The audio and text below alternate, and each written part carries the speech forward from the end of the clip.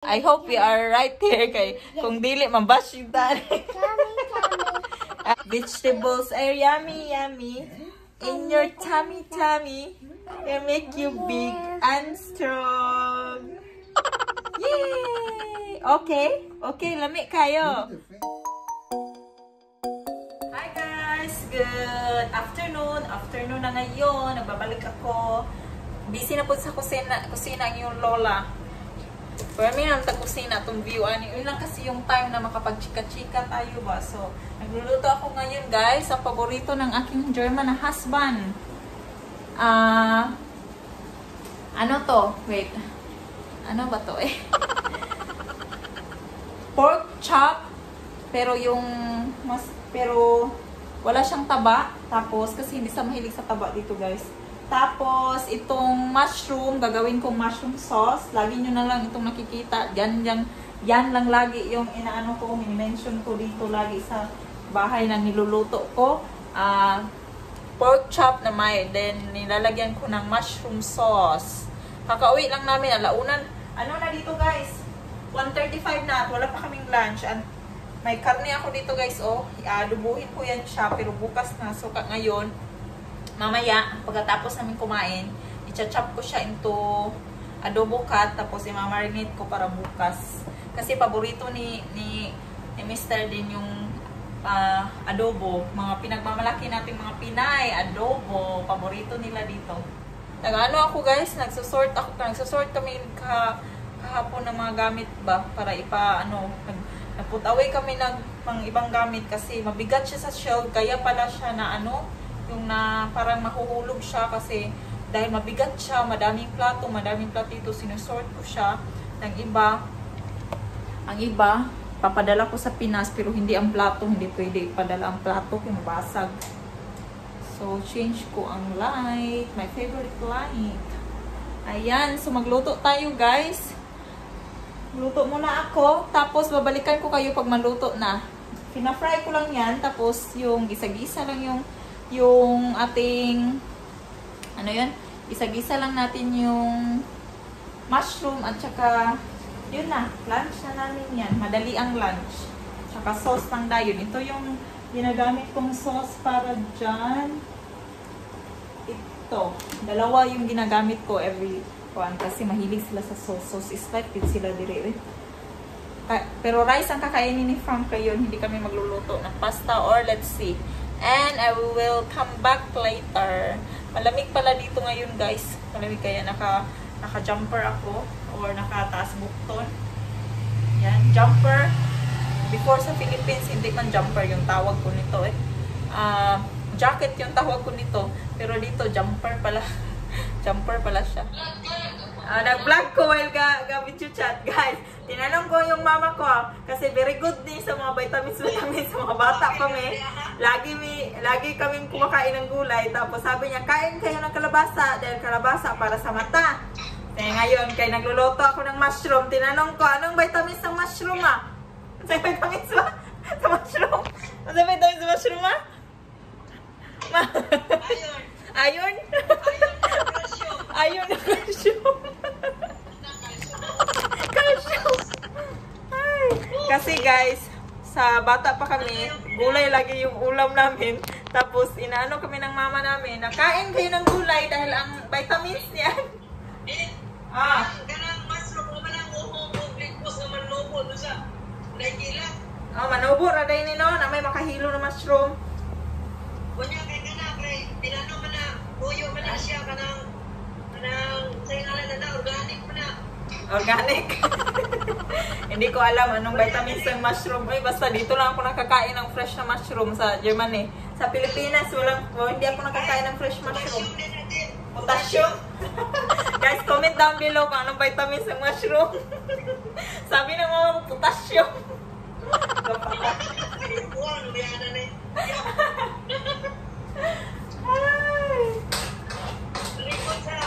Dahil sabi ng mama ko before, kain kayo ng okra dahil maganda sa anong okra Parahang okra.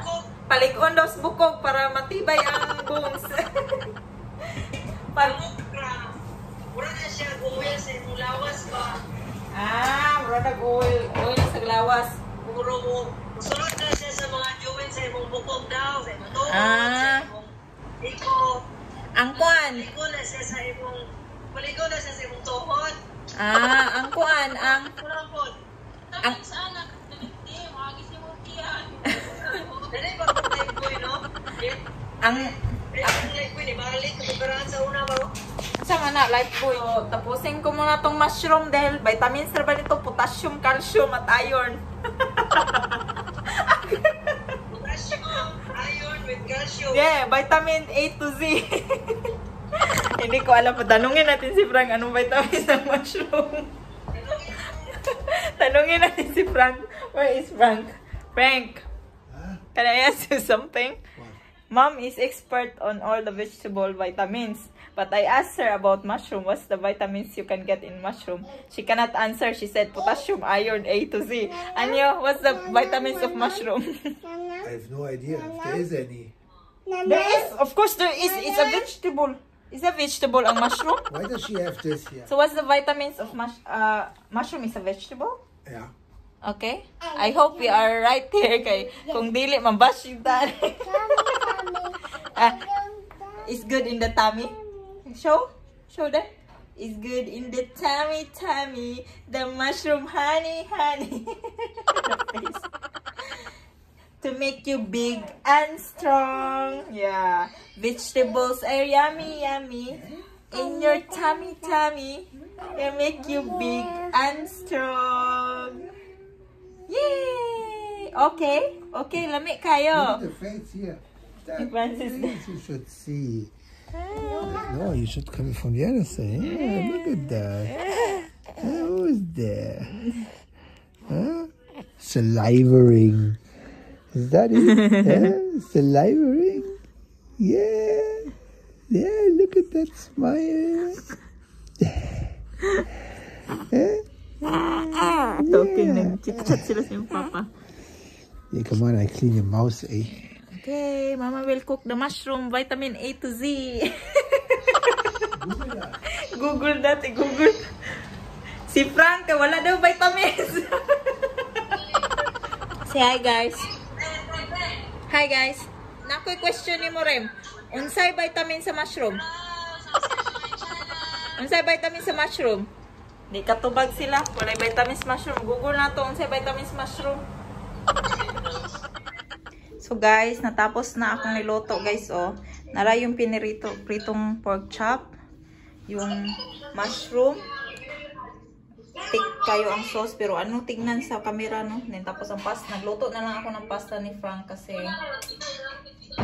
para ma-enjoy niya yung sauce. Ayan, kain na tayo. Ako sa pukawon tuon sa nako si Kuan. We eat. Mga dam. Hi mga customer boss, we are eating. So guys, kunin ko tong ano. Mayroon ako ditong sa tawag ani eh. Ano to sa ano sa English? It's sa Deutsch kay roti bite. Ano to siya? Sabi ni, nung buntis ako, kumakain ako nito, 'di ba? Sabi, 'di ba? So yung sa laging nanonood ng vlog ko, kung napansin niyo, kung naano niyo na sa doktor ko, inarestaan ako ng iron, pero ayaw ko kasi ng iron. So, kumakain na lang ako ng mga ganito. Rich in iron to siya na sabi nila. Sabi ng ate ko. I'm not sure if it's true. Roti bete. So, kakainin ko siya kasi marami pa akong ganito. And then, kakainin ko siya para maubos ko to. So, kuha ako ng mga ilang pieces lang. Bet ko siyang kainin nung buntis pa ako. Tapos pag ang ulam mga ganun, mga meat or ganito siya, oh. Ayan siya. Para siyang, kung sa tuwa pa, yung ano ba, red na, ano yung tawag mo? Dahon ng kamote. Ng pulang kamote. Yun. So, maganda daw to siya. Sabi ng mga ano, friends ng ate ko. So, since hindi kasi ako kumakain ng umiinom ng iron guys, kasi parang inaano ko ba ludunon ko baludanon. So, kain tayo nito. Masarap siya, para siyang salad. Tapos nasasarapan ako i-partner sa pagkarne ang ulam. So, ayan. Ito. Ako lang ako makain ito. Dito. So, ayan na. Kumakain na si Ella. Kasi si Franz, ang aking ibang customer, wala pa. Ayan na si Francine. Come on. No, no. You already stand up? I will gotten up already. You can finish eating.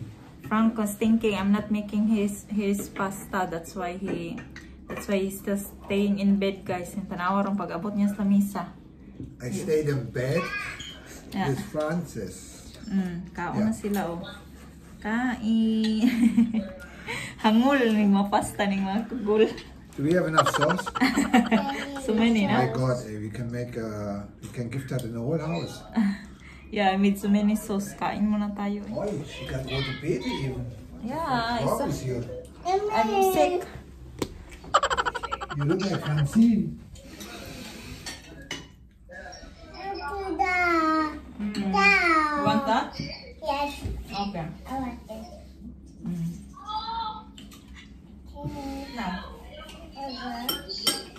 you want that? Ganahan si Francine sa rote beef. She likes it. You already eat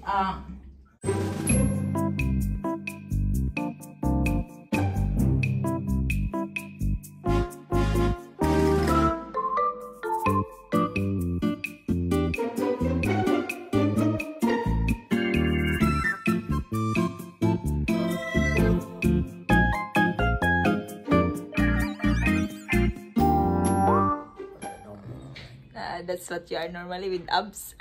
Absolutely fat. You know what? You've changed Francine's t-shirt. Yes. I don't know what it is. And I don't know where Francine is. Who is Francine? I just know that one here. Look, he smiles. Sleeping with smiles. Look at that one. And look at that one. He's smiling. I think he has a dream. Yeah. Look, his eyes are moving too, like if he's looking for something. Yeah. Look at that one. That one's also looking for something. Go for it. Oh, go for Bo. Quiet because he's gonna wake up. Hello guys. Apa natulog amo ang kuan guys? Oh? Apa man yung natulog among palangging? Oh? Last ano na dito? Palangging. Ano na dito guys? 9:35 PM. Oh, big boy naman eh. 2 months pa pero buyag-buyag na kay na yaming balangging ay. Yang amon junior na datingala siya nung ansay nagtingog diri. Hinaya ni B. Nag-YouTube bang gugugod. Palangging. Ang akong snake plant guys. Oh, ang aking snake plant. Sabi ni Rishi Vlog ba yun? Kausapin daw nang magtanim-tanim. Pero yung okra ko guys, hindi ko pa natanim. So, hindi ko siya makausap kasi hindi ko pa siya natanim sis. Ito na lang yung kausapin ko sis, yung snake plant ko. So, hi snake plant. How are you there?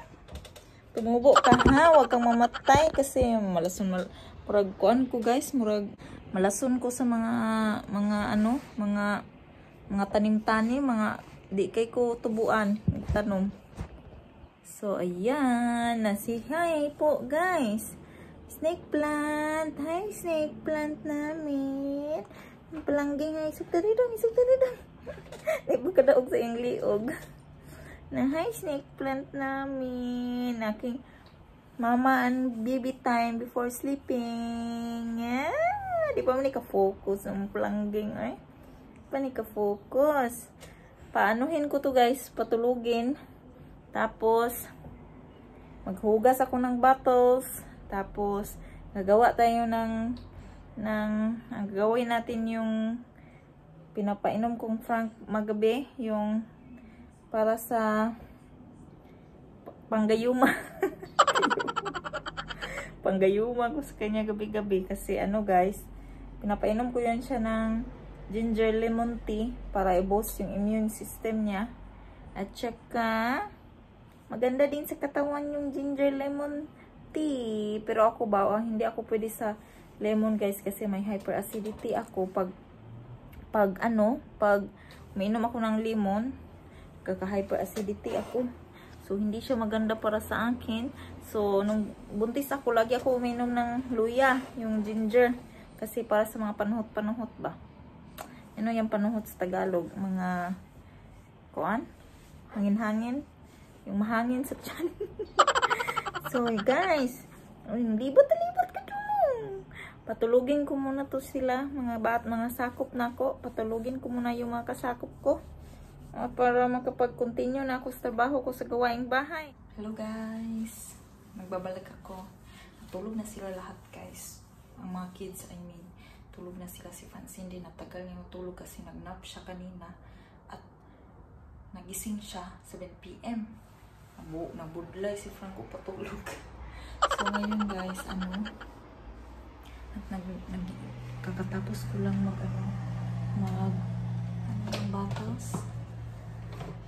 mag-wash.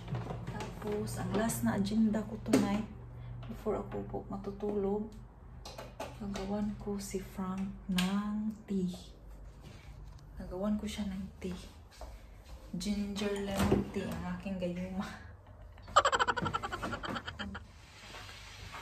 Ito, fresh na ginger at saka lemon. Pag nagawan ko na siya niyan, tsaka ako matutulog. Tsaka ako malinghilamos, mag-toothbrush, tsaka pahuway na finally. Pinag-init lang ako ng tubig. Nagawa ko siya guys. Ginaganito ko siya. Wait. Pakita ko sa inyo kung paano gawin ang ginger lemon tea para boost sa ating immune system. At meron, kunin natin tong tea. So, turuan ko kayo paano gumawa ng ginger lemon tea. For sure, yung iba alam nyo na. Ating bukusan akong buka. Hindi magsamok-samok. Bukas maaga pa kami guys. Punta kami bukas ng IKEA. Bibili ng snake plant. So, ito, hugasan ko lang. Hugasan ko lang siya guys. So, slice ako ng ginger. Ganito lang karami yung ilalagay ko sa ginger kasi meron tayong tea dito. Tea. Yung tea naman na meron ako dito is meron na siyang, ano to siya guys, ingwa or ginger na tea na merong siyang iba't ibang spices ata yung sinabi ni Frank. Basta ingwa to siya. So, that's why gamay, konti lang yung nilagay kong ginger dyan. Mga ganito, marami na yan, diba? 1 whole lemon yung ini-squeeze ko.